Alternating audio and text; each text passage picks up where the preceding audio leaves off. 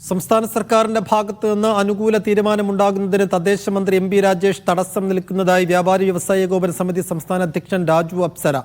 വ്യാപാരിയുടെ പ്രശ്നങ്ങൾ ചർച്ച ചെയ്യാൻ പോലും മന്ത്രി തയ്യാറാകുന്നില്ല. തദ്ദേശ വകുപ്പിൽ കുത്തകകൾ നുഴഞ്ഞുകയറിയോ എന്ന് പരിശോധിക്കാൻ CBI അന്വേഷണം നടത്തണം. മറ്റു മന്ത്രിമാർക്കില്ലാത്ത പിടിവാശി ഉപേക്ഷിക്കാൻ തദ്ദേശ മന്ത്രി തയ്യാറാകണമെന്നും രാജു അപ്സര ആലപ്പുഴയിൽ പറഞ്ഞു.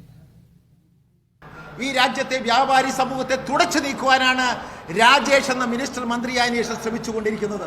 രാജേഷിന്റെ പ്രവർത്തനം കോർപ്പറേറ്റുകളുടെ ഏജന്റാണോ എന്ന കാര്യത്തെക്കുറിച്ച് CBI അന്വേഷണം വേണമെന്ന് സംസ്ഥാന കമ്മിറ്റി ആവശ്യപ്പെടുകയാണ്.